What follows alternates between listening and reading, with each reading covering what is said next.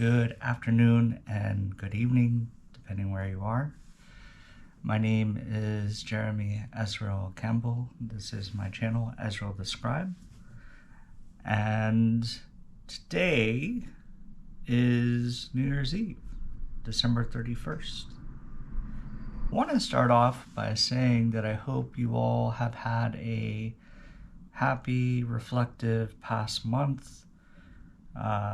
For me, December was a very introspective and full of integration, full of reflection, full of, again, introspection into the year and where I want to head on the next year. 2026, we're about there, folks. And it's a very exciting time to be alive. As you all know, 2026 is the unknown, the void, the new beginning. And to all, we have the opportunity to make a change in our own life. And this is true every year, but this year, this coming year, for me, it's a new understanding of myself, a new understanding of boundaries I set for myself, as well as understanding people more and understanding how miscommunication can destroy so many things. That was this year. 2025 was a year of destructive communication, and it wasn't intentional. You know, my heart's true and my heart's and spirit are aligned, but it came to an understanding that, you know, how we say things, what we say,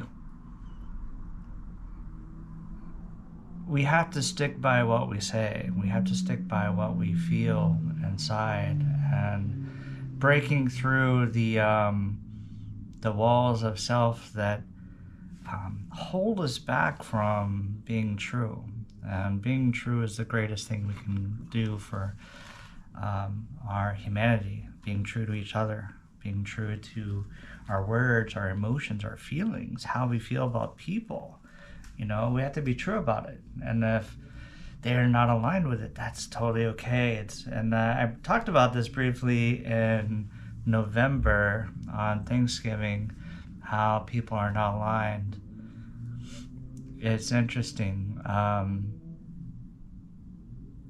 As a reflection over the year and the year before, 2024, doing some deep spiritual shadow work of working with the Qliphoth and working with Kabbalistic text and working with different currents of energy, a deep dive into the self. I've always heard and read that individuation is, you know, to Carl Jung, was one of the goals of the self, of understanding our true spiritual nature, our true inner nature. And what they don't tell you is that when that happens, you know, you start to lose the desire for connection. And I found at some point over this year that I had like a deep craving for community. I wanted community so bad. But then as soon as I'd go out and try to find it, I'd shoot myself in the foot, or something would come up and it was like, no, you're not supposed to. And like, so many different things would happen where, you know, I had a plan to go somewhere for the weekend, and then all of a sudden coincidentally, my job had like an emergency where I had to work over the weekend. And other situations like that where stuff just comes up. And then also when opportunities are there, something deep inside tells me no. Like, don't, no, stay, don't go. It's like this deep of knowledge of no, my spirit wants to stay home. It doesn't want to go. And so it left me really confused. And that's what I'm grateful for, the time I took for myself in December to reflect on all this. because, if we listen to ourselves, listen to our heart, listen to our mind, listen to our gut, as someone once told me, is so important. You start to align yourself with the path you're supposed to be on, and the path that honors your truth. But with that, you have to have sight of desires and wants and needs and goals. And I say desires, but I mean goals, because goals and desires are hand in hand. You want this, but you got to set a goal to get this. And so I went through a point where I went through like what they call like an ego death, a spiritual death. And all my desires that were tied to that piece in me that, let go, went with it. And so for a moment there, it was like, I've also read about people having nihilistic moments where, all purpose leaves you, all reason leaves you. And I was told by my guides, if I don't create new desires, I won't have a reason to go on. And crazy enough, I went through that period, I want to say, leading up to that video in November that I did on aligning with people. I went through this death of, and I spent the past 2 months working with the Morrigan. And if you've read about the Morrigan, she is the goddess of the battlefield, goddess of death. She helps souls cross over after they pass on the battlefield. She rallies people to battle, to not just battle other people, but over themselves, over their weaknesses. And she teaches sovereignty, which is your sovereign autonomy of who you are, to be true to it, to honor it. And she also teaches rebirth, through her cauldron of the sacred waters of the Morrigan. And so I spent the past 2 months with that, and around the first 2 weeks of November, there were flocks of crows everywhere. If you've seen any of my other social media content, you'll see me posting pictures of hundreds of crows outside in the trees outside my apartment. And the crow and the raven are hers, the Morrigan. So it was to me, it was a pretty damn good sign that I was about to work with the Morrigan. And so working with her, she's helped me to redefine things, redefine truth to self, and how to be stronger in my own skin. And so if you are seeking things like that, I do encourage you to check her out. But with that caveat, her energy is very intense and her wisdom is strong, but she demands you to action. As she commands her armies, she commands those to act and discipline of working on the self to reclaim that autonomy of self, that sovereignty within you, that divine sovereign self that you are, that everyone is. But we lose sight of it because we lose sight of worth. We lose sight of our value because of what we see in society. Others say that you have to have $1 million or more, $1 million minimum, to be successful these days. You have to have a large house and all these different things to consider yourself successful. And if you're not, you are not worthy of love. You are not worthy of others. You're not worthy of many things. And it's all rubbish. It's all hoo-ha. The best way to describe it.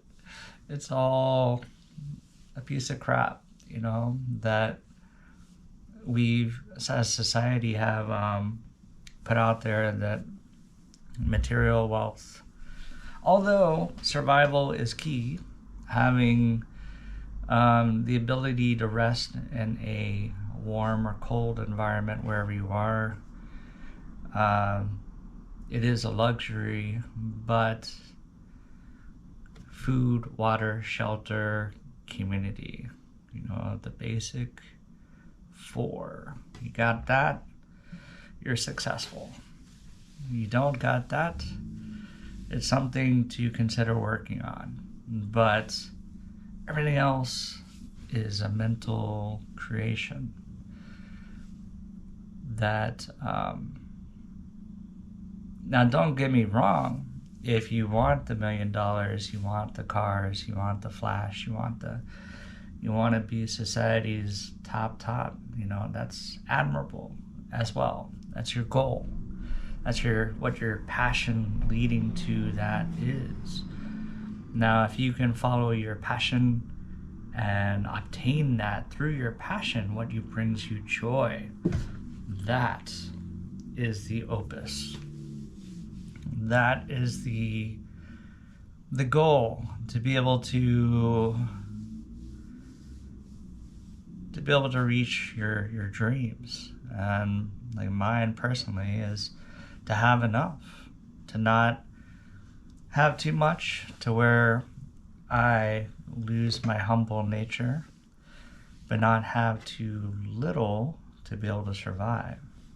Somewhere in between, to where everything just falls into place and I don't have to think about it. I just know if I keep acting, keep putting one foot forward, things will fall into place, because our will is manifesting it. And that term manifesting is overused, I think, these days, and I've overused it, when really it's just acting, and that's going back to the Morrigan, acting and purpose, and finding that self-discipline, self-love, and self-care to get those wheels turning to where you don't even think about it. You're just moving. You're just going. And that's what 2026 is all about. It's finding that groove, finding that action, that purpose that's going to drive you. And as we are blessed on the winter solstice with the new sun, the light of Earendel, which is the light of dawn, upon us with the new rays, we look to this new year as riding on the back of those rays. Let the as we approach the void of 2026, the unknown, we're riding upon those rays of Earendel, which is the light of dawn, and or dawning light, to awaken what we want to see in the future. So with that said, I want to invite you all to think of an intention for 2026. Think of a big intention. And I say big because, often every year we have New Year's resolutions where I'm going to go to the gym more. I'm going to do this. I'm going to do that. I'm going to do this. But that's important. But often there's not a whole lot of backing behind it. And for some of us, and then some of us, there is. But when you have one intention that kind of sets the tone for the year, like when you travel through,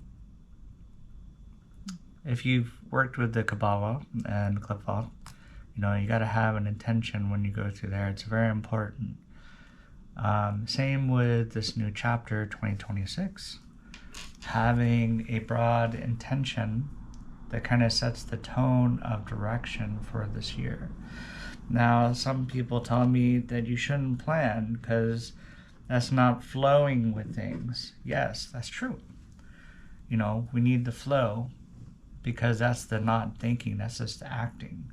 But having a direction where you want to go, having a direction of, for example, self-love, that's a broad, big intention. This year is going to be about self-love, because self-love encompasses so many things.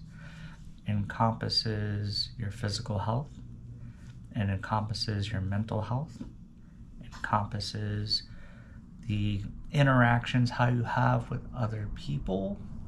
Do you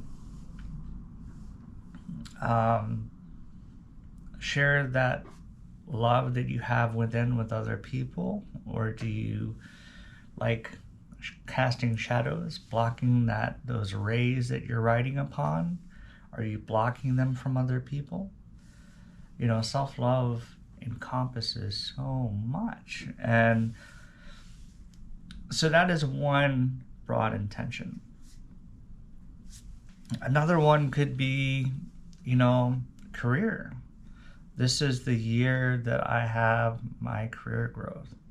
I'm putting all my focus and direction into that career. And that does encompass self-love, self-care, because you got to have that mindset and discipline to either build a career or get into the field you want. You got to have that action for that with that self in mind, because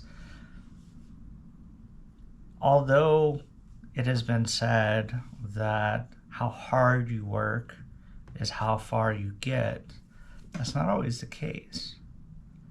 It's going out of your comfort zones, learning new things, suggesting solutions instead of constantly thinking about the negative when it happens.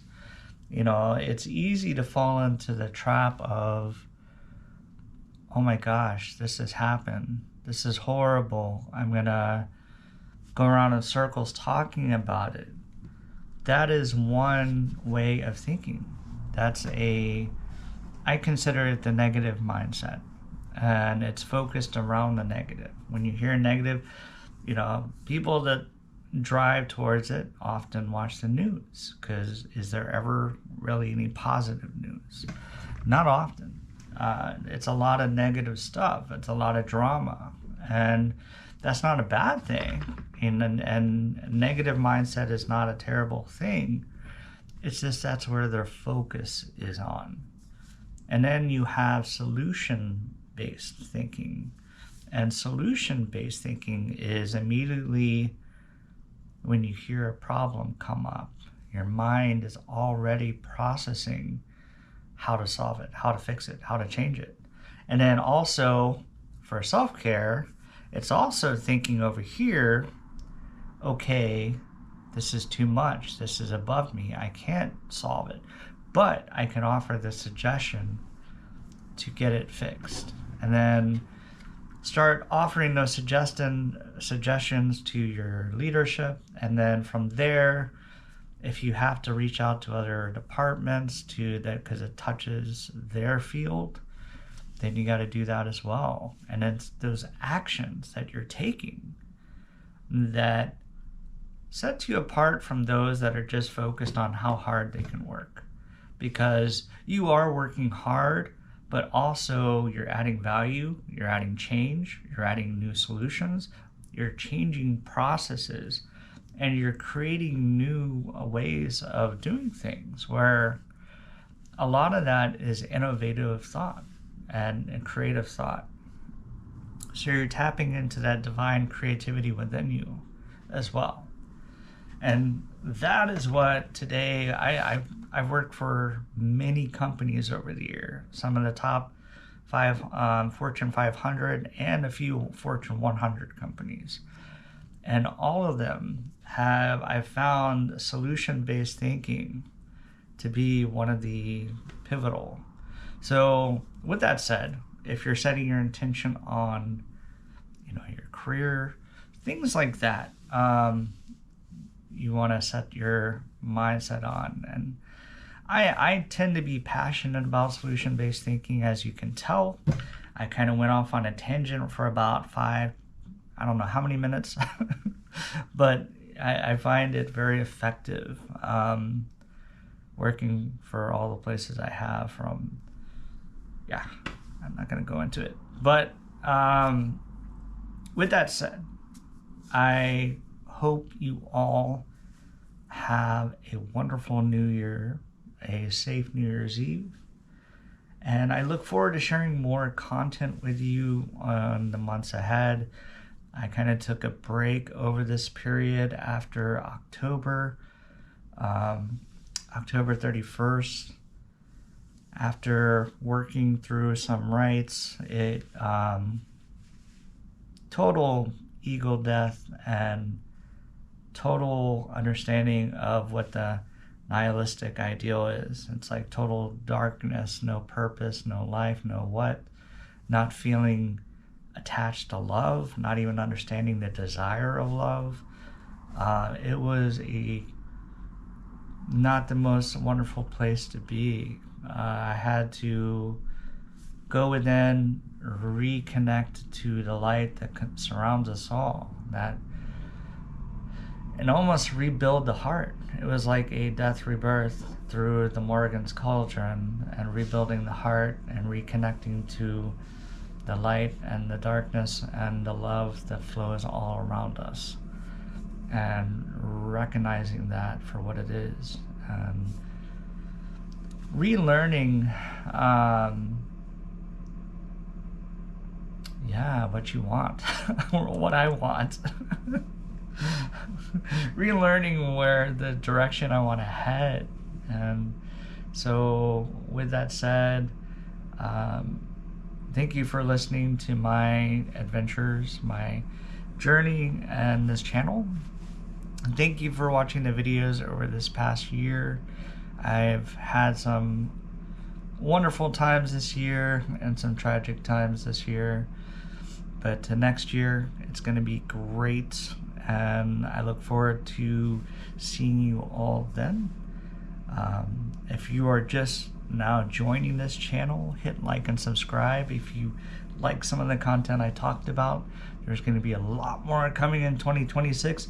I'm very excited.